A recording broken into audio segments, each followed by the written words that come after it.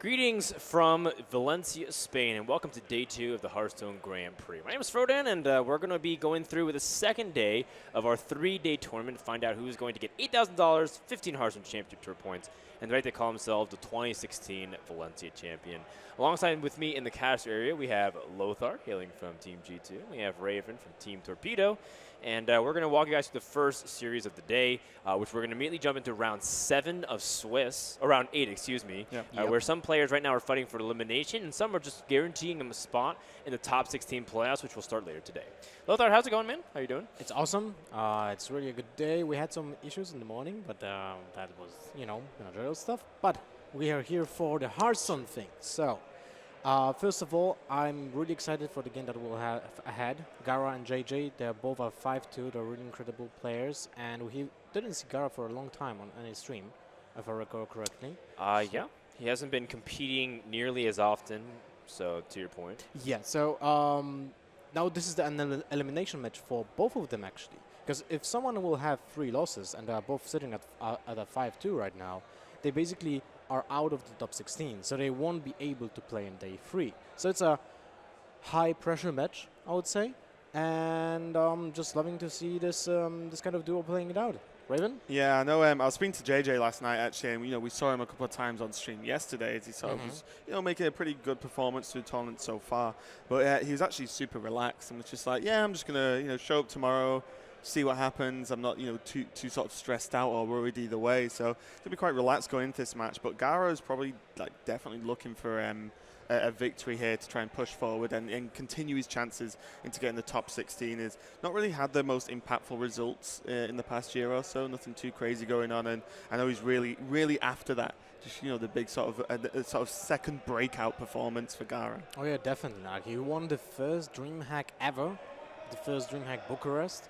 He was the champion of it, and well, a follow-up would be quite nice to be the second guy that is winning this, 2 Dreamhacks in general. Yeah, he got to the finals of another one. I believe Dreamhack Bucharest in end of 2014 against Tice, and hasn't really been able to repeat that kind of dominance that we saw earlier.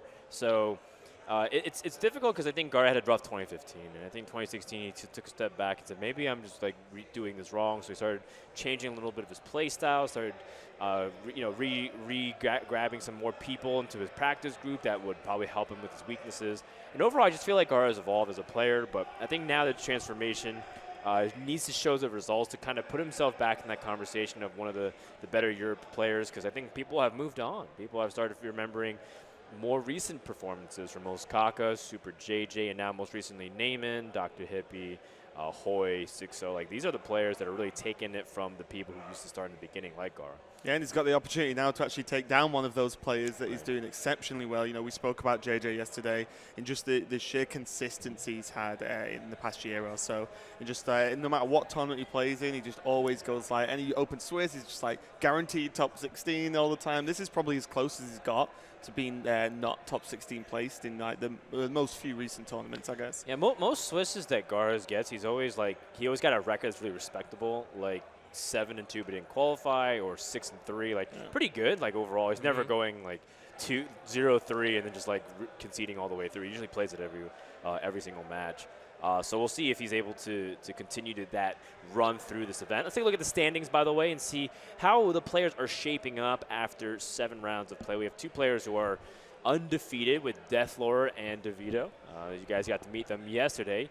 Rounding out some of the players in 6-1, you also recognize some of those names too, such as Crane, Blackout, and Tars, holding it strong for all those concessions. Yep, and we have also Stan Sivka at the 11th place, which is a player that still didn't have that breakout performance, kinda, as well. But he's one of the players that is really well known in the community, in the pro scene. Yeah, and we see as well, we saw Bunny Hopper as the last match yesterday. He's currently 6-1, so he still has a really strong chance. And Green Sheep as well. So Green Sheep and Blackout both still in the running, and they were actually the 1st and 2nd place in the last Dreamhack Valencia. So they've, this seems to be their Dreamhack they seem to perform at. So they've got a pretty good chance to go through as well. Well, just to clarify, the last Dreamhack Valencia didn't have that kind of impact as this one, right? Yeah, it wasn't. It was smaller in general, not the same format, exactly. but still. Yep. Correct, but we have a lot of players here, 250 players, right? Huh? In the first day, and now after after today we'll have only 16 that will be battling out on in the single elimination bracket after the Swiss portion. So this is something that everyone is looking for. Like I feel like the top 16 on every single of the Grand Prix of Dreamhacks is an achievement on its own. You know, you want to have that in your sleeve. Do you want to say, well, I was top 16 at this Dreamhack? Well, this is kind of like a big thing, right? So looking forward to this.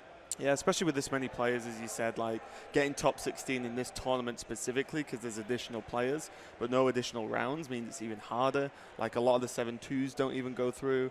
So yeah, it really is a huge achievement for any player here. And there's so many players that are just on the cusp. Like these are really the rounds where, you know, as we said about the match coming up, where it's make or break. If they lose one more game, they're just out. Yep. All right, so the first match, as we guys said, is Superjj versus Gaara. And then afterwards, we have a backup match of Stancifka versus Swiss King. Those matches aren't exactly as meaningful as the one we're about to see, because this one is elimination. If you lose and you go 3 losses, 5-3, you are 100% guaranteed not to make it. Versus if you lose with a series between Sifka and Swiss King, you still have a chance to go through 7-2. So we feel like that one would be a secondary matchup, but I know people have been itching to see some Sifka action because he's one of the players noteworthy in this tournament. Yeah, well, he's the player that's always bringing something really odd, right? He almost brought a Yogg-Saron Hunter to the prelim qualifiers for Europe.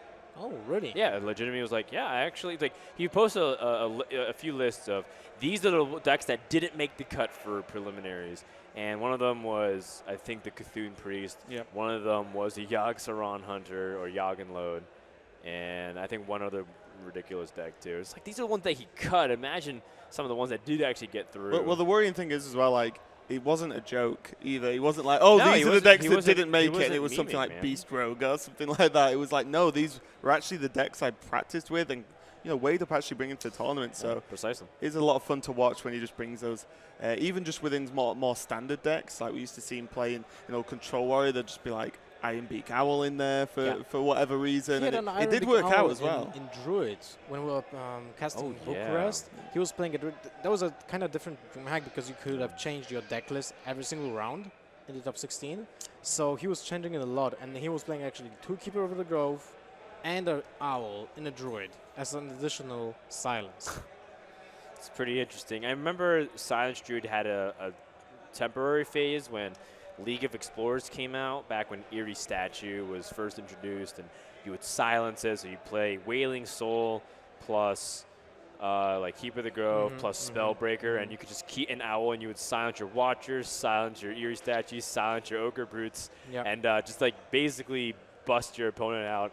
Back when 4-mana 7/7s were a rarity. And nowadays, no one really plays that, especially because Wailing Soul is not really relevant anymore. Well, it's not in the format, right? Yeah. And nowadays also people don't maybe remember that, in fact, the first versions of Druids were playing Ancient Watchers anyway. That was like a long time ago. Sun Fury Protectors, right? Right. That was just Ancient Watcher Druid. We just called it Watcher Druid. Yes, exactly. Because it was like the equivalent of innervating a Yeti. You had Innervate Yeti, or you also had Ancient Watcher Yetis. Like, depends on how you wanted to build it. Yep. As you can see, Raven's fashionable pants and shoes. Thanks. Yeah, it was like a really nice close-up on your crotch. No, yeah, I don't really know what's going on there. That seems to be the It focus. was very suggestive, and you were folding your legs very nicely. Yeah. We will go through the round of 16 today, all the way until, I believe, almost the end of the round 16. We'll be finishing up the round 16 tomorrow and then going through the round of 8 matches to figure things out. The bands, I believe, are finishing up, and I think we're just still trying to get Gaara and JJ's match underway. Keep in mind that there were some stability issues for the server, but I think all that is in the past because I think we're ready to begin the series. So once again, I'm going to hand it to Raven and Lothar as they get into our first match, which looks to be a Druid versus Druid. Thank you, Frodan. Yeah, and it looks like a Druid versus Druid version. We're not sure if this is the same, but we can kind of assume, right? The Superjj deck had a Twin Emperor. Yeah, so JJ's playing the Cthulhu Druid list. we can name like 8 cards already from the deck, or even more. Yeah, probably like 20 odd from both decks, actually. As it looks like Gaara is actually playing the is also. Oh no, Gaara's playing the Yogg-Saron Druid or the Token Druid, right? Yes, exactly. I mean, most likely, right? We Yeah, didn't see yeah, any more than likely. certain card yet, so We'll see how it will go in the future. But for JJ, yeah, it's definitely like Twin Druid. He is missing the Wild Growth. When it comes to this matchup, it's basically all about the Violet Teacher and Fandral for Gaara, while for Superjj he just needs to get the Ktun as soon as possible to 10 HP and put some weight on his Twin Emperor, on his oh god, I forgot the name, the 410 Yeti, the new Yeti. Oh, the Klaxiamba Weaver. Yeah, exactly. Yeah, For the Weaver, right? Yeah, so I also think as well, because Cthulhu Druid, one of the big differences between the Druid and the Warrior is a lot of the deck lists actually are able to ramp Cthulhu up really high. There's like the Arakoa, for example, is +3 to Cthulhu, so there's a chance here that JJ's plan might be to just try and get Cthulhu out to just kill Gaara before there can be any sort of Yogg shenanigans coming down, and to like alter the board state and pretty much mess with everything, because Cthulhu can be up to like 16, 18 sort of damage, in the Druid deck. Correct. So he's definitely got that burst, whereas we see in Cthulhu Warrior it's more about purely hitting 10, so you can gain the 10 armor, proc the Emperors, etc. I agree, but at the same time, I mean, both players are kind of missing the key cards, right? Yeah. Gaara doesn't have his Violet Teacher and the Fandral. And while Superjj is missing the Weaver, and he's missing Engine of Wars, maybe, because it will be one of the cards that is actually an answer to Violet Teacher and the Fandral. So we'll see something, a different kind of dynamic in this match. Yeah, it's not going to go how both players would generally want it to go. Exactly. Gaara does have hold of this Sylvanas, though, so that's actually a pretty big deal with a lot of big minions coming out of the Cthulhu Druid. And even the Amber Weaver, a lot of the time when it's played as a 4/10, the way to deal with it is to not deal with it, and you just ignore it till it eventually kills itself or you win. But with Sylvanas down, it's actually not a terrible steal target. Yeah. Not like the flashiest, but to just have like a 4/8 or something like that, is still pretty good to just continually trade with the opponent. When you think about it, Engine of War is one of the MVPs in the Druid mirrors, right? Because it takes so much time to actually get through, and it can kill all of your opponent minions so easily. And the Weaver is kind of like a small Engine of War, just basically like that, right? The difference between 4 and 5 attack is actually quite huge when it comes to the 5 drops, most likely. But still, it's very impactful on the board. So this Sylvanas has huge value. Yeah, the fact that you get it out so much earlier as well means you're just gonna get the value over time. As I said, there's not too many ways you can actually deal with it.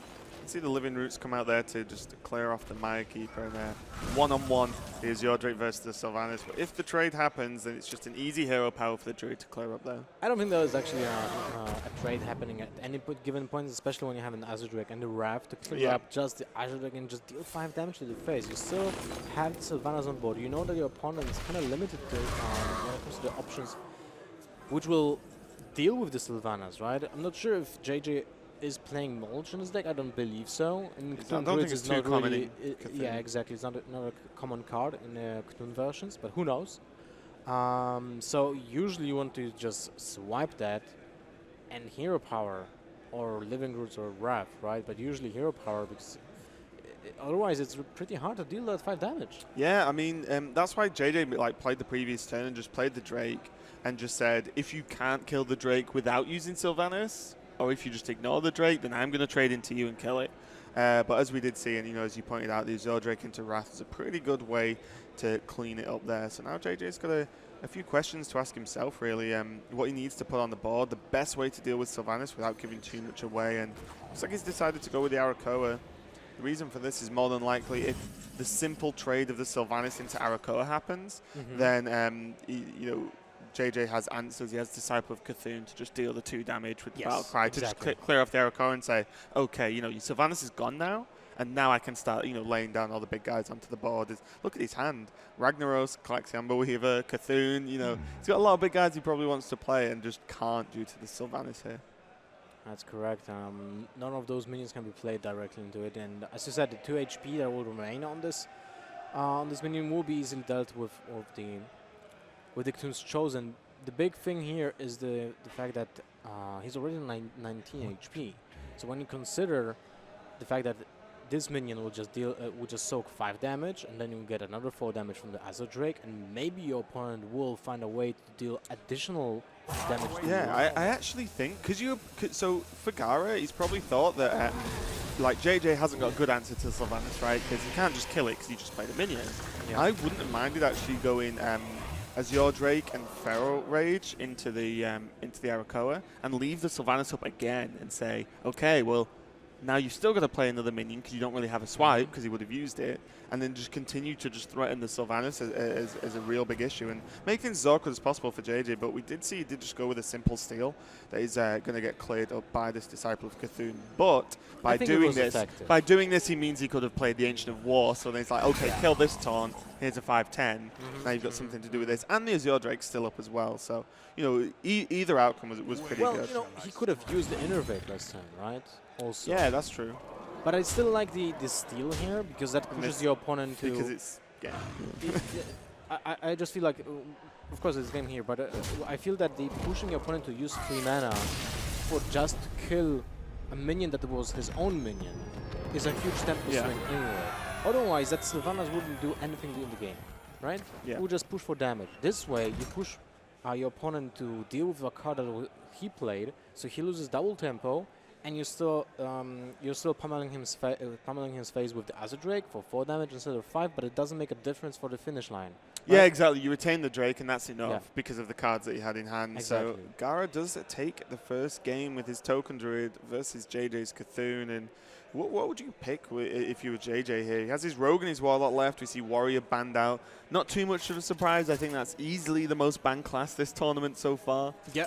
I agree on that. I think JJ is actually playing Zoo, so that would be the natural predator, I would say. Oh, it's actually not Zoo, it's Zot. Okay. Okay, so the reason for this is more than likely because Reno has the ability to just has the best AoE in the game. And if Gaara plays the Token Druid in the not that we saw last game, but in the token aspect, builds up a big board, you have all of the AoE to deal with it, and then suddenly the threats gets quite reduced. Holy moly! Oh, but you know what? This just isn't even a surprise from Gaara. Yeah, Gaara likes to just put stuff in his weird stuff in his deck. He loves minions exactly like that. I can remember 2000. That was, I believe, the start of 2014, the Dreamhack Valencia first one, and he had 2 Sunwalkers in his Druid. No one was playing them, and he had 2 of those. And this is like an upgraded Sunwalker with kind of like an RNG effect, which might actually bite him back because he's playing against a Reno Jackson Warlock. Fortunately for him, the Giant, the lonely Giant in this deck, is already in his hand, so that's out of the equation when it comes to the Joust. But there's still an Zot. Yeah, he could just still like hard lose, but if you think about what we've seen out of Gaara's deck, though, he's running. And we saw Ancient of War as well. He's obviously more than likely running Yogg. So there's a lot of the curve is actually pretty high, and there's not too many low minions because your low minions early on are like the Living Roots, for example, and like tokens generated from Violet Teacher, and like Power of the Wilds is a spell when you create as a 3/2, not a minion. So the curve in general for this deck is actually probably like a lot higher than average. This is why I was surprised that he kept the Living Roots, but now it very makes sense because he needs that any kind of early answer. So if you would mulligan into all those high-cost minions and wouldn't just leave the Living Roots in his hand, that he would find himself in a situation when he doesn't have a Wild Growth, he doesn't have an Innervate, he doesn't have anything for turn 1 to 3 or even 4, right?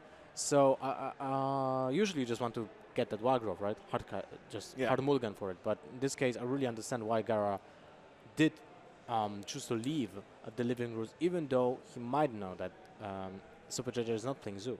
Yeah, the thing about the Jousters is that if they win, the card's fantastic. If they lose, it's kind of bad. So you need to really just skew it towards winning as much as possible. Oh, well, look at that. That is a turn 3 Emperor, if you would like to do it. Or a turn 3 Jouster. The turn 3 Jouster is not bad as well, but at the same time, you change a coin and an Innervate into double Innervates. Yeah. So, what do you like more? Yeah. Definitely the Emperor for me. I'd have to agree. You just take the overall value across the rest of your hand, and even reducing cards like Savage Roar down is huge. It makes it much easier to slip into a turn and sort of just burst your opponent out of nowhere, which versus Reno you kind of need to do. Yeah. And very important fact is that he can now curve out with an Azure Drake into a either of those those double heroes is in his hand. So this is an amazing turn. The Emperor is just making it very awkward to JJ to deal with it. He doesn't have actually a way to deal with it. That's very awkward. No, he doesn't. So the Emperor's going to get a guaranteed 2 procs, and that's when things get silly. I mean, the Savage Roar for 1 mana, that is kind of ridiculous, right? Yeah, even the 4-mana Jousters. It's just, you know, for the second Jouster, if he plays on curve, Drake into the Joust, then the second one just still being in his hand at 4 mana is huge. It's the Twilight Summoner as well from JJ's. We've not seen too much of the Warlock overall, but it looks like it's very, very heavy on the Death Rattles. I think JJ's Warlock either was getting banned yesterday, or he just didn't really have to play it. I know he's sweeping quite heavily with his Rogue for most of the day as well. Which is nothing new, right? No. He's usually sweeping people with Rogue. Yeah. But by the way, the Master Jouster against the Rogue might be quite a surprise as well, right? Because how many Sep targets can you have? Yeah, that's true, actually. Like, especially in a deck this heavy. Yeah. It's kind of crazy. But again, Rogue can just out-tempo here at the Druid, if that will be the case, if you will not win this game, of course. Yeah, I think the problem is as well, like, a lot of the, like, if we talk about the Rogue, if the Jouster fails, can just ignore it. Like, you just go past it, right? That's true. So the second proc of the Emperor hitting Sylvanas and a Feral Rage as well. Yeah, there's so additional burst. Great, like, reductions there, and just frankly burst out of nowhere. Look at that. There's still no easy way to deal with the Emperor. I mean, you can Defend of Argus this and trade both minions. I think you have to. You can't have a third tick. Horrible. You cannot have a third tick. That is really horrible, because now you lose a lot of tempo. You gain a 5/5 on the board, which contests the Azure Drake, but it's still not a perfect situation to be in. Yeah, like that turn by itself, if you forget about the Emperor, would have looked super strong, right? You know, you Argus, the Twilight Summoner, you might trade the Gang Boss and do something else, but like this now, he does have a strong board, but like a swipe pretty much deals with all of this, especially with the Azure Drake down. That was a really risky turn by JD, but he had no options. He had to go for it. Letting Emperor proc twice is bad enough. You do not let it proc the third time if you can help it. I guess this is the turn when you just killed it, the Defender of Argus. Just going for the Sylvanas and just going face. Oh, wow. Yeah, I mean, he can choose to be a bit more aggressive and really put JJ on the threat of actually having Reno. Because, to be fair, he has a 1-mana Savage Roar and a 2-mana Feral Rage. That's a lot of damage from hand. That's true. I'm just wondering, like... Okay, so I can understand why he's doing this, because he knows that JJ didn't have a single way of dealing damage to the Emperor, right? So now he's just sticking to the plan. You're 1 damage off to clear off the board without a steal from Sylvanas, right? It's because he can trade the 1/1 and the 2 from the Azure Drake and then kill Sylvanas with the 5/5. So he needs 1 damage to kill the Azure Drake, but he didn't have that for the all of those previous turns. So Gaara is guessing, unless he top decks it or life taps into it, the Azure Drake will still be alive.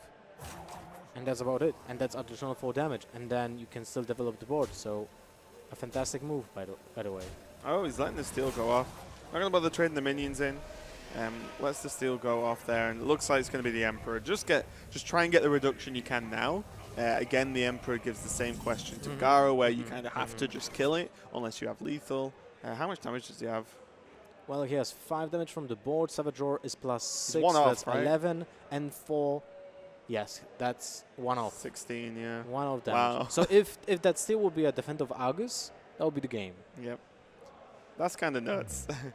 And especially the game, and he has enough mana to cast all of that because of the double Emperor proc as well. Yeah. Well, now he has,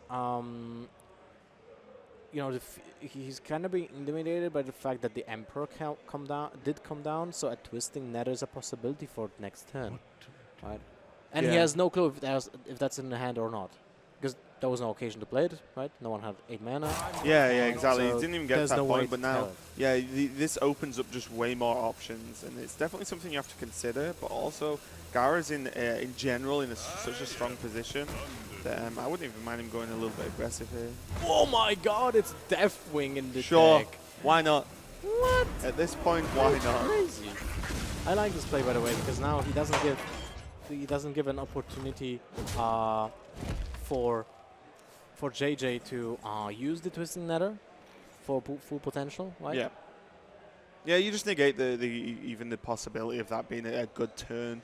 The Jouster winning was huge here, and he's Is just it got so huge? I mean, it's still a 5/6 body. You don't care. Yeah, I mean, 5/4 here. but it's the Divine 5/6. Shield, right? It just makes it more awkward because then the 2/3 just trades in, does nothing, Yeah. and it's still on 6 health, which is kind of awkward to deal with. But with his current options in hand, it doesn't really matter if it's 4 HP or 6 HP, because most likely the Giant will come down and try to deal with it with one That's big true. swing, right? I would guess that will be the option. So a Giant and the Farseer, or the Giant and the Sunfury Protector, either one of those. And basically that's it. Maybe not even with the Farseer, then maybe just a Harvest Golem. Yeah. Yeah, because you're not really even with 2 Emperor procs, you're expecting that much. You're expecting 11 damage to come out of somewhere straight from a Druid. I wouldn't imagine too much, and we're not even at the turns where Yogg can do crazy things. But it's kind of funny that the Deathwing won the joust, because like JJ will be like, okay, Deathwing, that's something else I have to think about now. Yeah. Now he has to take into consideration that Gaara, when he'll reach 10 HP, 10 mana, he can just wipe out the entire board and have a 12/12. But JJ has an answer. He has a Big Game Hunter in his hand. Yeah, that's kind of nuts. Yeah. And there are not that many targets, at least that we have seen for the Big Game Hunter, right? We didn't see anything else from Deathwing, apart from Deathwing? I don't think so. I imagine there'll be Yogg, like Yogg, if it survives. Maybe but- Ragnaros? Yeah, I think that's probably it. But to be honest, we are casting a Gaara game, so he can have anything at this point. This is not an easy solution, by the way. He will most likely have to use Feral Rage and just trade with the Giant. Wow, a second win with the Ancient of War. Second Ancient of War, by the way. So Yeah, it it's just 2 looks like it Master stacked his Jousters, deck so high. 2 Master Jousters and 2 Ancient of Wars and 2 Rule of the Close, that I'm guessing, right? So he's basically just upgrading his deck from the first Dreamhack Bucharest. Yeah, I was just going to say that, I've been mentioning Yogg just because it felt like such a natural go-to if it's not But Cthulhu, I but don't- it's just ramp, right? Yeah, Like, I don't think it's Yogg just- at all. I think when we see Deathwing and not a particular abundance of spells, yeah, it looks like it's actually just pure ramp druid. There was an interest to see whether it was just Gaara teching in interesting cards, different cards into Yogg, but no, it actually just looks like straight up ramp druid. So especially the second Ancient of War, the Deathwing, both Jousters, and just the lack of any sort of Power of the Wild or a Violet Teacher being seen so far, because we just saw like the Nourish early on and everything like that. So Well, this is kind of awkward because now Gaara will have to use the Savage Roar to take care of the Doomsayer. He can use the Savage Roar Hero Power to clear the Taunt from the way, and then use the 7-attack Master Jouster to take care of the Doomsayer. And he has to do it, otherwise he can develop the board and just push JJ to again answer the board, right? yeah. Yeah, you definitely need to keep, because your minions are so much more generally powerful than your opponents with this kind of deck. You just need to keep being able to just drop them on. You can't really just let a Doomsayer go off unless there's no other choice. JJ has drawn into Reno though, so this opens up to a few more options in terms of being a bit more loose with life tap, even on this kind of low health. Even like tap Reno doesn't do too much to the board, so probably not the best turn this turn. But you can definitely know you can be a bit more free and just play with your life that little bit more, because he can even work in a Farseer this turn if you really wanted to. What else he has to think about his current hand is that Twisting Nether most likely will have to be an answer to an Ancient of War at some point of the game, right? Or even 2. So he needs to keep it as long as possible, and he needs to find an answer to the current board situation with something else. Demon Run. That doesn't really help here. Oh wow, he's going for the Twisting Nether. So now every single big minion after this will have really huge value. Yeah. I was wondering whether he was going to, because of the tap, go into Reno and then say, well, I'm on full health. Yeah, you've got some damage on the board, but next turn you're probably going to play another minion, and then I'm twisting Nether and then build on that. Thinking. Exactly what I was thinking, especially after the Savage Roar was already used. Yeah, exactly. I'm almost sure that you can say Gaara is playing only one Savage Roar in this deck. Because this is like the win condition after you put some fat minions on the board, right? So you don't need to play it like twice in the deck. Yeah, and also a lot of the games you'll just win through having a taunt wall anyway. So Savage Roar is like throw one of to potentially just burst your opponent out of nowhere. Definitely worthwhile, but as you said, unlikely to play two. We do see Reno go down, go back up to full health for JJ.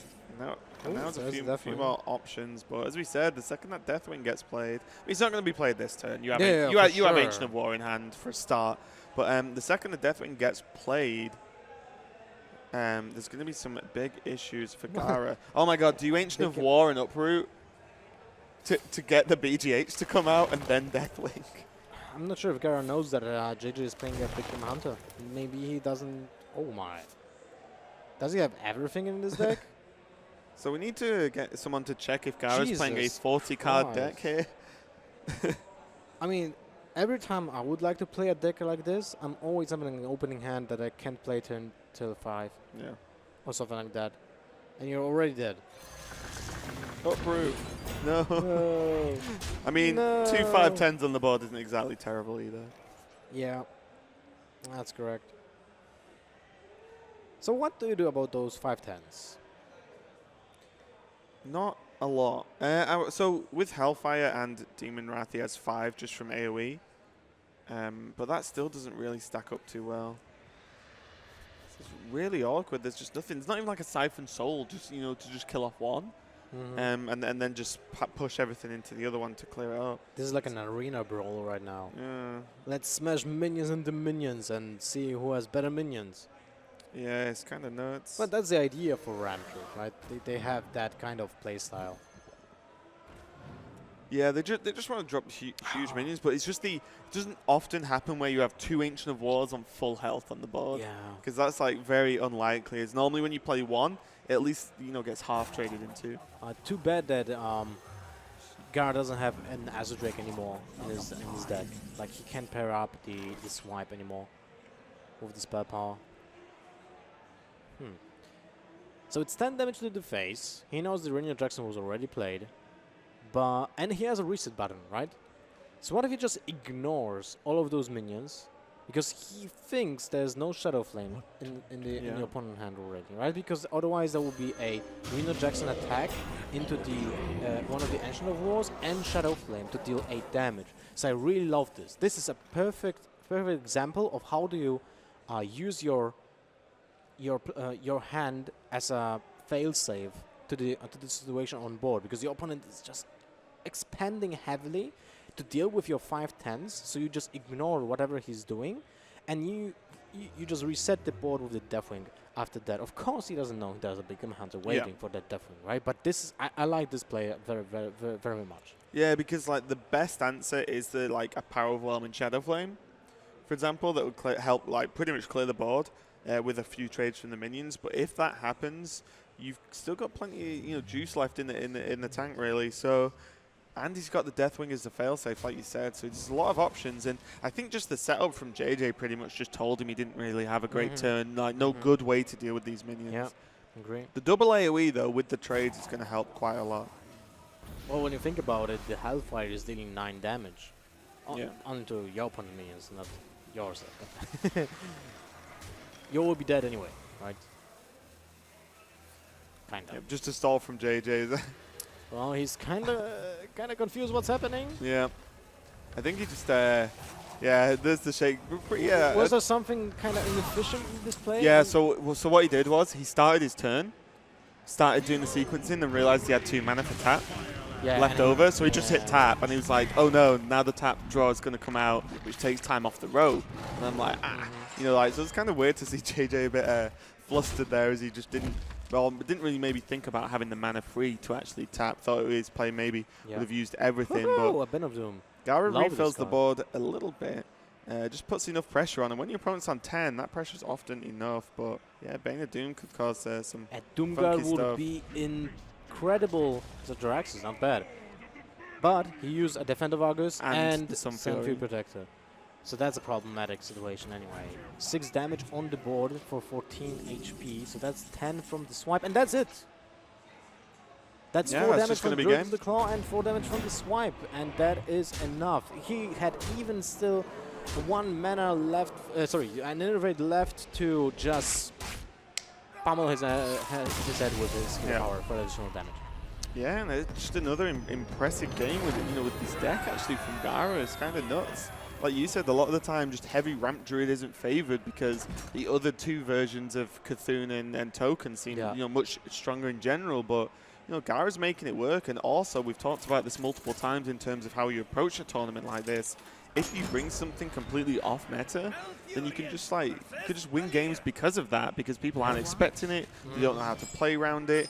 We didn't expect to see, like Sog off the Slitherer, for example. It's like you're not building a deck that can beat this a lot of the time, as long as it curves well and you can actually keep up with your opponent. This is why I thought that JJ will be holding on that Twisting Nether as long as possible, and he will just be trading with his minion first, and then, well, at some point, that situation will happen. That just happened, right? Yeah. And then you need that Twisting Nether. Well, it was the turn as well. Like, the turn he did use it, I think there was only like 9 damage on board. So if he would have Reno'd, he had it like 3 turns without any minions being played. Yeah. So if your opponent plays minions, well, you Twisted Nether, fine. You've took 9 damage that turn, maybe 10 with hero power. And then you just twist it, and you're like, okay, well, I've killed 3 minions, not 2 now. And with obviously we could see the sheer power of the minions he had in his hand, so they were going to be even more valuable to Twisted Nether. Did feel like it was a little bit too early, but we are into the next game as JJ locks in his final deck, his Rogue. So he's probably deck of choice in general, but the sheer fact he picked his Warlock first into the Druid means that he feels the Rogue was a weaker matchup. Yep. It definitely can be a weaker matchup if you don't have a sap for those early, like, innovative minions, an example, right? When you just see a huge, fat minion against your face and he's better than any of your minions, right? Yeah. Then it's kind of really awful. So, As you mentioned earlier, two Jousters, 2 Wars, Slugger. Yeah. Like, how do you actually deal with all of those chain taunts if they get off in time? I really like what Gaara did here, that he didn't innovate the Sylvanas, because Sylvanas is actually one of the weakest minions he's playing, and it's easy to deal with it with, like an example, just coin, eviscerate, dagger, a backstab, eviscerate. Yeah, Shadow and Strike. Shadow Strike as well. So there's a lot of options, and now the Ancient of War is still a great trade with the Tomb Pillager. While you have a 5/5 on board left that has to be dealt exactly like Sylvanas would.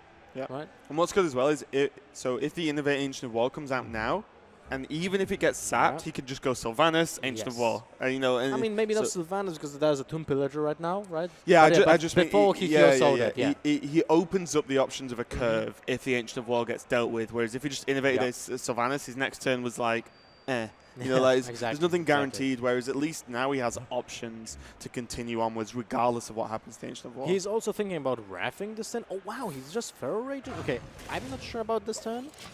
I kind of dislike the fact that he didn't develop the Ancient of War, because at some point you need to play those minions, and the further it goes like further along the road, JJ has more chances to pick up the sap. Yeah, and also the later the game, the sap becomes more impactful a lot of the time, because the sap can just create lethal, because you just forget about the taunt, sap it away, and then kill your opponent. Never mind. Now he has a Fandral and Wrath. So sure. That is the perfect We solution. were wrong so about that. Clearly Gaara knows what he's doing, and he just knew that the Fandral was coming out, and he could just do this perfect trade here. Otherwise he would have been pushed to use, again, Innervate and Ancient of War, which would be kind of inefficient, because he would lose 1 mana and 1 turn of tempo. Because playing Sylvanas into Tomb Pillager, well, it's kind of sad, right? Yep. Look at next turn for JJ, though. Gadget Zan, 2 coins, prep, conceal. But look at those 10/10 minions. I mean, I've heard they're pretty good dropping a 10/10 on the board. Minions. What can you do about that? And double Innervate for swipe. This is ridiculous. This is completely bonkers. 11 mana use on turn 6. And you just casually have a 10/10 taunt. But what I will say is, JJ has so much cycle from his Gadget Zan. He can get sap, right, and he can just slow this right down.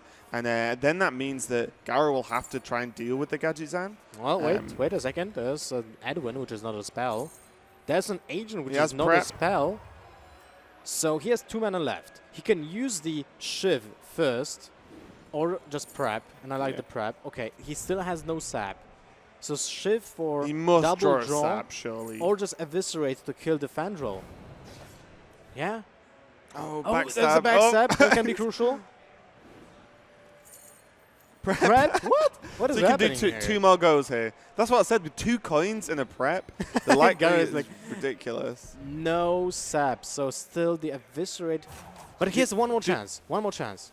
Yeah. The eviscerate comes out, and now if there's a sap, no sap. But there's a conceal and a cold blood as well. Yeah. My God, this game is just ridiculous from both sides.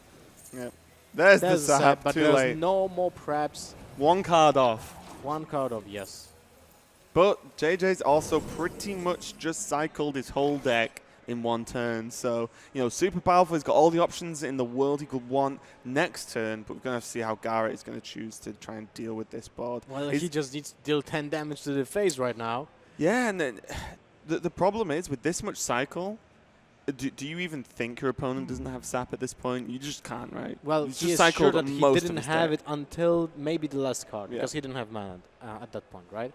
But other than that, But he still has a Gadgetzan on board, and most likely some spells in hand that he can use to another cycle, another round of cycle. So he will have the sap. Do you think that there'll be ever a reason, even if he had sap, if you look at the way from Gaara's view, that he wouldn't have used it? No, I because, don't think but so. with the conceal, the Gadgetzan just kills this Ancient of War, and he's on 25, so he can take the 10 and then just kill the Ancient of War and save the saps for the following targets. I think it was reasonable to sap the Ancient of War, first of all, because you actually heal yourself for 10, Yeah. right? Second of all, the Ancient of War is losing the bonus, because it will get replayed as a 5/10 instead of a 10/10. Yeah. Right, so maybe then you can even think about using your hero as a trade means, right? So you can just attack into it if really something bad happens, right? Yep. So JJ there just burn a deadly poison as he is on a full amount of cards in hand. Do you see these starting off with the sap? Get rid of that Ancient of War Yeah, into well, another second sap. sap. So you can chain sap here, but do you? That's the question. I think you actually can, because the Sylvanas is kind of awkward. And you will have a Edwin as well on the board. So and that Edwin will be 6/6. Yeah. And that's good. That's good because it can attack into the Ancient of War and it still is alive. You saw 1 swipe and 1 rev. So there's only 2 living roots left and 1 of each of those cards that I mentioned. So there's only 4 answers that are easily doable, that can easily deal with the Edwin. Yeah, he could actually do this and play Conceal. That's So also fair. Sylvanas only really hits for 5 unless there's a way to kill it. So this actually just, I'm pretty sure we'll just set up lethal with Leroy in hand as well. And this saves the sap for the taunt. Because realistically, as he's seen Innovates already come out, there's only realistically 1 taunt per turn the Druid can play, right? Yeah. So like the 1 sap just forgets about the taunt and you just kill your opponent. Unless Gaara chooses to Starfall his own Sylvanas, but that's unlikely as there are 2 targets he needs to deal with really here. Well, I would say that he might actually think about it. Well, the problem is, I mean, JJ's got like no cards left in his deck, so you know JJ has the second sap. So you also know an Ancient of War does very little in this scenario. Yeah. So maybe you do just attack Starfall, and just hope you don't get the 1/1. Maybe you'll get the Gadgetzan and you will get another draw with the Living Roots. Yeah. That's something, right? Yeah, I think you might actually have to. You know, sap's in the hand. Sorry. So you know the Ancient of War does very little this turn. So we are gonna see the Starfall. This is make or break for Gaara. And it That's takes the a epic. 6/6. I mean it's okay. But it's lethal anyway, right? There's a Edwin, sorry, Leroy, so that's 14, 15, 16 damage. And It's only 18, he doesn't right? have enough mana for double agent. Yeah. And for Gaara as well, this was like second best, right? No, wait. He can. Yeah, he can use the sap, so he has the mana for double agents. No, but he can't Leroy. He can Yeah. Leroy, yeah. Oh Yeah, my so God. he's actually the steal there. As long as it wasn't the 1/1, was key for Gaara, and really good recognition there of actually this could go terribly wrong and I could just lose, but this is how I win. Yeah. And he did pay off for him as Well, Sylvanas did steal Too the bad he Van Cleef. didn't get the Gadgetzan. That would be like the amazing solution, because it doesn't really matter if it has 4 HP or 6, I guess, in this situation, because it will get sapped anyway. Although maybe not, because if he would get Just the the Gazetan, then best. double agents would have been played. No, because there are no means of comboing it. Yeah. Huh, interesting. Really interesting. Is this just lethal anyway because the cold blood now? Yeah. Yeah, well, that kind of changed everything. Yeah. Did we just miscount or did he draw the cold blood? No, he drew the cold. Okay, he yeah, I did was draw going to the say, cold we didn't blood. just miscount, like, He we didn't just didn't forget cold blood existed, did we? He didn't have the cold blood because otherwise he would have been able to play double agents for the Gazetan Yeah, turn. yeah. So if the Gazetan would be stolen, so yeah. Yeah, so JJ takes the victory there. Pretty close game. The Sylvanas, had a chance of evening it up a little bit and giving Gaara an out, but wasn't quite enough in the end. So JJ has to win 2 more games with his Rogue deck. But if there was ever a deck he's going to do it with, Rogue is probably up there in being the best. Yep, that's correct. Gaara's leveled with the Warlock and the Warrior, and I have no clue what he's playing. It might be something completely different. It might not be Zoo, might not be Reno Jackson Warlock, it might not be Tempo Warrior, might be Patron. See, it's Dragon Warrior actually. But it could With so double it's the- brawls. yeah, so it's the control Dragon Warrior. I guess. Yeah, so this is a one, or at least at this moment in time, I don't want to make predictions for Gaara's decks because, as we've seen, they can go very, very wrong for us as casters. But this looks like, at least at the moment, the control variant of Dragon Warrior. Probably similar to the list we saw from the last game last night. Which has cards like Chillmore, Deathwing. It plays Alex Straz's champions, Twilight Guardians. Well, but it's, obviously, yeah, right? but it's just that the more control-heavy style with, as we saw before, shield blocks, brawls, etc., shield slams. Oh, still, there's no agent, but there's the Edwin. I don't think you can actually play a big Edwin against a warrior because there's execute, there's slam, and just attack with a weapon. Which is most likely be able to clear up at some point the Edwin, so I don't think you want to commit as much as possible.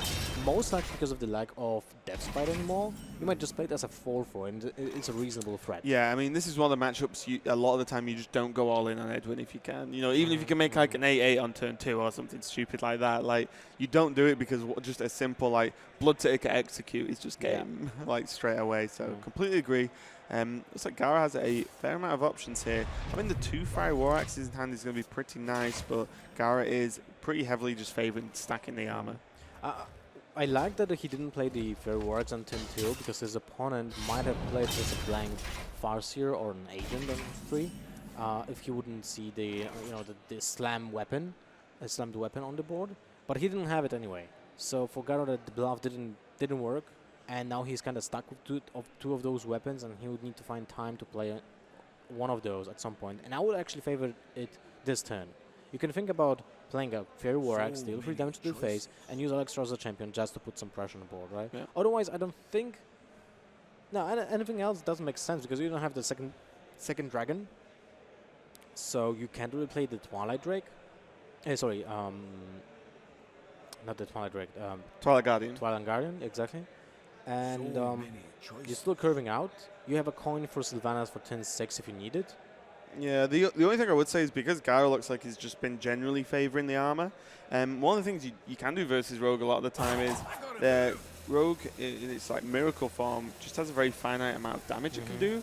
So you can just get your health past that volume of damage, be able to rely on dealing with the minions so they don't get too much repeat damage in, and just value just saying, I've got too much health for you to hit through. But it's like Gaara's going to turn up the heat here, play that as champion, quit the weapon, just as he said, and go a little bit aggressive. And it's kind of weird that, like, when you put dragons in any deck, any warrior deck, the Alex Straz's champion just generally makes you able to go quite aggressive regardless of the rest of the hand. Yep. Now the backstab has also a very huge value. A huge sample swing, but... Okay, Gaara. He has 2 Deathwings in his lineup. Yeah. How crazy is that? It's working. Some decks don't even have that mana cost combined in their deck, That's kind of crazy. Deathwing is though seen Deathwing more and more lately, even in decks that don't particularly run dragons. But just Deathwing is like a board sweep and a final chance of victory. Basically, I sort of rate it very similar to the way a lot of players view Yogg, in that when you're behind and you just need something crazy to happen a lot of the time, you can just play Yogg and things happen and then you might win. Yeah. And like Deathwing, it's slightly to a lesser extent, but in a lot of decks where you don't continue to have, a huge hand size late game, or you need one final, okay, I can clear the board and potentially just threaten lethal if Deathwing is answered. Definitely a really good option for just one slot in your deck. Did you see that? Execute for 1 damage. Yeah, if you need to get rid of the minion, it's still good enough. Yeah. But now JJ has an open path for his Edwin. Although it's played for the 4/4, as I mentioned before, still a reasonable threat and kind of awkward, especially after you saw an Azure with 4 HP being executed. So you can guess there's no way of dealing the 1 damage. Oh, look at that! Who showed up? Kind of late to the party, but it baited out Edwin. Yeah, it's turned up just in time.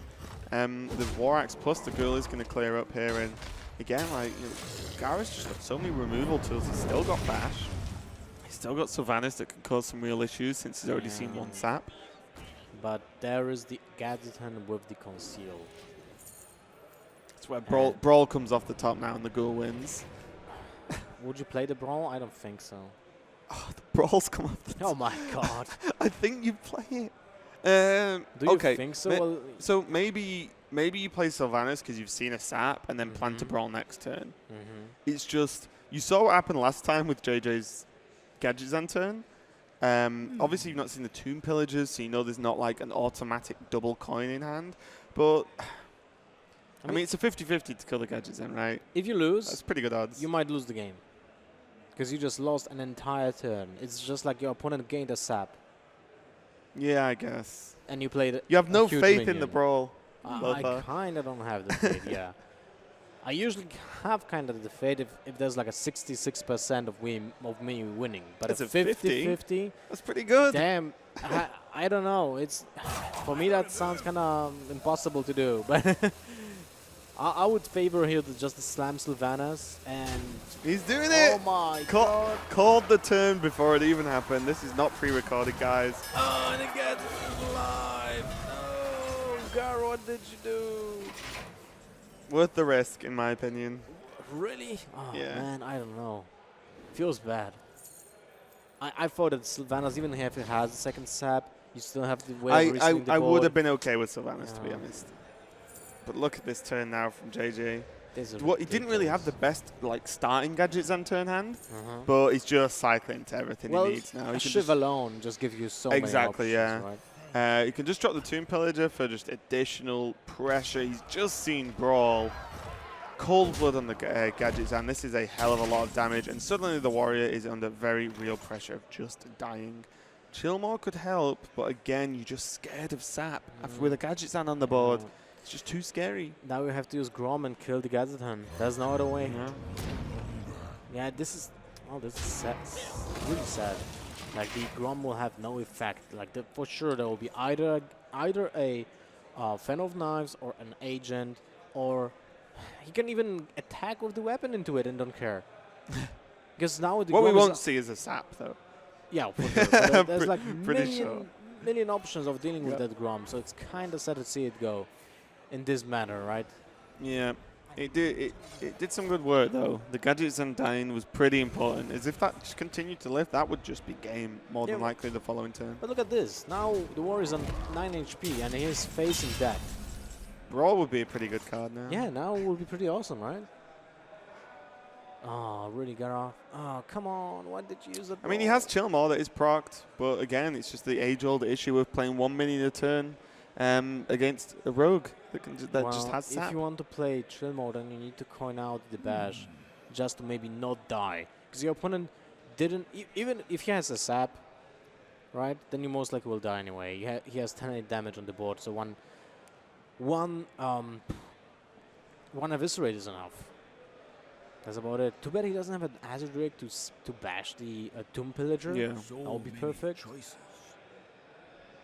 He can play double Twilight Guardians and coin out a hero power and kill one of the 1/1s. That might be the best, because then you're doing as much as you can to play around sap, and the Guardians have 6 health, so Yeah, it does take a good amount of hits. But this is just prolonging the agony without the second brawl. It's fine. You just play Deathwing after that. do think that it's correct command changes. I'm not sure about that one. I'm really not sure about it. So yeah, I mean, so I think this turn is as good as it's going to get. The double Guardian. Oh, he didn't attack into 1/1. I see. Okay. There's the sap. Well, how much damage will go through? That's 3 physical. 6 damage, right? Nothing more. Oh, it's just game because he And can play Leroy. Leroy. Yeah. Okay. That's going to be game. Gaara did, I think, the best turn he could have done in that scenario. If you play singular minion, then you're just so open to sap that you just auto dead. So Gaara did his best there, but again, being playing two very similar decks, I would say. The Ramp Druid and the Dragon Control Warrior seem like very like high power minion based, but quite slow. And just being punished by sap both games really. I think he was being punished more than the fact that he had a sap. That JJ used the sap was the fact that he just used the brawl in a very high risk, high reward fashion. Yeah. And if he would have won, amazing. He would probably win the entire game because of that. Because JJ would lose a gadget with only 1 draw, so basically it was a really expensive Asher Drake with no effect on the board, right? But by playing that brawl, not playing kind of safe, I would say. Well, maybe not safe, but kind of more greedy. But kind of a combination of both in this case, right? You would guarantee yourself that you have an out after a failure. It's taken like one rough turn to have a really good following turn, right? Yes, exactly. From the brawl. So you sometimes have to take the hit and then do have just give you the opening the following turn or two. Yeah. But it's going to be into the last game of the series, and it's going to be Gaara's Zoo versus JJ's Rogue again. And JJ has a pretty good opening hand. Fan of Knives is one of the key cards versus Zoo to deal with the Forbidden Ritual turns, and being able to coin out that SI7 agent to clear up that Flaming was really huge, as now he already just challenges the board from turn 2 onwards versus Zoo. Yeah, the coin agent was the most powerful place in the entire game, kind of similar to Alex Rose's champion. So that's very powerful. And but now Gaara had made a really good setup with the Forbidden Ritual on turn 2, which I really liked, because that gives him options to use the Abuse of Sergeant in the upcoming turns if the agent will be played. Otherwise, if the agent would not be played, then you just play your 3-drop. I guess the first one would be the Imp Gang boss in this situation, because it's better against Shadow Strike if your opponent is playing one, and we didn't see it yet, right? And also, it'll help buff your Councilman when you play your Councilman after. Yeah. Because you can trade that turn, and I actually don't mind this. I was thinking about the Piece of Surgeon just possess Villager, Yeah, the problem is it just feels a little bit weak when you can just drop an Ink Gang boss on the board, because there's no good way to deal with it. Even Fan leaves a token on the board, right? Which kills the SI7 agent. Yeah, but then you lose the board anyway, so you need to replenish your board. Yeah, but you have a 3-drop, 1-drop. Villager. Not sure about it, because now look at that. There's backstab. Yeah, I mean, again, I'm not a self-confessed super good rogue player, but I would definitely backstab that 1/1 because you just leave your SI7 agent to challenge anything that's played. Definitely. So really big draw there for JJ, just getting that advantage of being able to clear up that 1/1 in the end. Fortunately for Gaara, he picked up the Voidwalker, which can protect the Councilman, because otherwise he would just be left on mercy of that agent, right? He would need to play the boss's Villager instead of it. He might still think about it to play 2 1-drops and a life tap maybe. Yeah, I think you need the Councilman on the board though. I think you need for the boss's Villager. Interesting. Risky. I mean, that is super risky. You just left a Cold Blood, good card. This SI. Isn't it better to just deadly poison this? Unless he wants to save the deadly poison. For what? For next turn with the Violet Teacher, well, I guess, right? Yeah, but I was just thinking he can dagger and pick off the Villager as well here. I like this. The SI7 agent's done a lot of work, and this just almost clears up the board. You can kill the 1/1 next turn with the second charge of the weapon, as well as have options for doing the, like playing the Drake instead. So I like this play overall. It holds on to the deadly poison, even for like the gadget zen later on. Yeah, okay, you're right. Yeah. Well, this leaves just what we talked last turn. There's a Violet Teacher with a combination of 1 mana spell. Yeah, JJ choosing to just take his time and just play the conceal, guard the Violet Teach, and really just build up for a much more impactful turn next turn. Tap first. See what he Yeah, gets, but he most likely will not get anything better than the Defender Vargas. Yeah, you just tap to cycle, right? Because you don't want to just double abusive face when your opponent's on this much. He has what? It's 6. Yeah, it wouldn't really change too much. Oh, is he just going to do it? Is he defending the one of the opposite surgeons? Okay. Okay. Okay, so Wow, he's just playing going everything. all in. Interesting, because I always value tapping in this particular matchup because it gives you potential comeback after like an additional Fan of Knives or whatever. Well, we saw, right? I think it was the finals of DreamHack Summer. RDU was playing Zoo, and he was playing versus Rogue, and he actually like tapped almost every single turn. His hand was like nearly full, and he won in quite a convincing manner. Obviously, the game was slightly different, went different ways, but I agree because you've gone quite aggressive and quite all in, but you don't have anything in your hand to say, I'm going to go aggressive because then next turn I'll win. But yeah, it's just going to be game. So that is going to be it. As the aggressive way of Gaara opening just this. Going all in, why not? Interesting. Different type of approach. I felt like he was still ahead. He didn't need to commit to that, but he won the game with that move. So yeah, I think like you always feel like you want to weave in taps as Zoo because it's so easy to play out your hand because the curve is so low generally in the deck. You always want to weave in taps, and the abusives feels naturally so good to trade up with minions because that's what Zoo does. But yeah, Gaara just choosing to go full aggressive, which is just enough to get the job done. Did you enjoy the series, Frodan? Yeah, it was really nice back and forth. Kind of cool to see Ramp Druid back in action. I think that's a deck that Dog and pretty much Gaara are the only two players, at least prominent players, that are pushing it at the top. I want to be able to ask Gaara about it too, specifically because Ramp Druid's kind of been forgotten amongst the Cthulhu and Yogg Druid coming into play. Gaara is joining us right now for a quick few words. So Gaara, why don't you talk a little bit? Why choose to bring Ramp Druid to the lineup? What's the advantages and disadvantages? Oh boy. By the way, congrats on the win. Thank you. Yeah, I'm still like kind of in the zone. Like I just like right when you get out of the game, it's hard to just. Anyways, yeah, Ramp Druid. I think it's pretty good if you build it anti-aggro. I think it's really good in the meta against the current tier 1, tier 2 decks. Zoo, Shaman, and I mean even Dragon Warrior. All those like Hunter, all those decks. Ramp Druid is really good against. And just Druid in general, Wild Growth and Innovate. Like when I look at my all-time Druid performance in tournaments, it's by far my best class. And so I always try to make Druid work.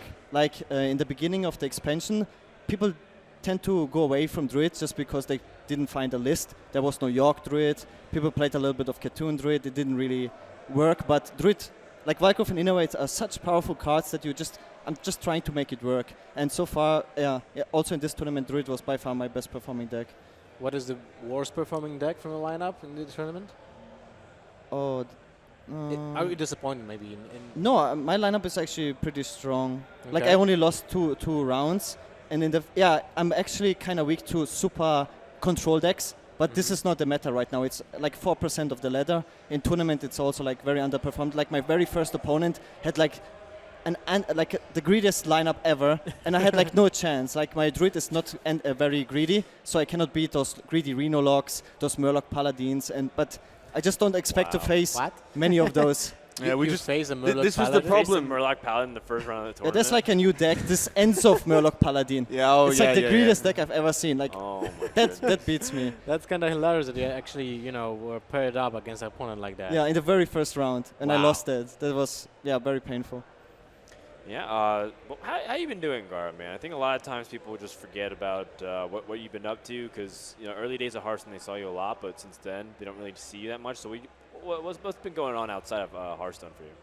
Oh, a lot is going. Like I moved so many times. I think I moved like 5 times in the last 2 years, and there's like a lot of stress involved with that, new environment and stuff, and. But to be honest, what affected me the most in Hearthstone is I really dislike Conquest, like a lot. A lot of people know that, also pro players. I enjoyed Last Year's Standing so much. And before those last two tournaments with Dreamhack Summer. The last Zero Standing tournament was in 2014. There was not a single last Zero Standing tournament in 2015. And Dreamhack was last Zero Standing. Last year? 2015. Yeah, but besides that, okay, there was one tournament, okay. But I feel like Conquest limits the deck variety. Oh yeah, like, definitely. Like sometimes in Last Year Standing, you can really gamble with decks. Like you can bring Priest and gamble on it, like that you counter the meta. But if it underperforms, it doesn't like drop you out of the tournament. It can just be your worst performing deck. But in Conquest, you just can't beat anyone. You can't have a worst performing deck. Exactly. So I feel like everyone is just bringing the same tier 1 decks. And this is like really boring for me. So yeah, well, with the ban and the Last Hero Standing can be like kind of designed to counter a specific class, right? Yeah. So it can be more free when it comes to deck choices, right? And when it comes to tech choices as well. But it really requires a lot of preparation. Like if you put the time into it, and I think Hearthstone should be that way. If you practice a lot, if you like talk to a lot of people, like make a perfect lineup, that it will show results. And I think in Conquest it's like much less represented. I think like I can make a like tier 1 Conquest lineup in like a few hours, and I have like almost the same chances than most others. I know that people that grind the same deck like on ladder all the time and play those decks, they have higher win percentages. But I feel like it's more rewarding Last Year Standing to put the time into it. That's the general consensus when it comes to the players and the casters as well, right?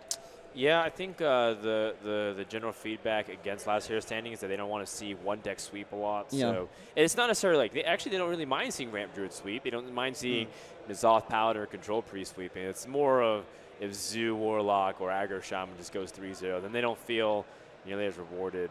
And some players don't like the whole one-sidedness of counters, because if you pick, say if you have Freeze Mage in a lineup, all of a sudden Freeze Mage just crushes Zoo, but the next game just gets crushed by Control Warrior. It's not exactly like a very fun couple of games. Like, well, this game's over by turn 2 every single time. Yeah, I understand that actually if we had a lot of different decks that are playable, Conquest would actually be the best lineup, because it is just too hard to find free decks that are like tier 1.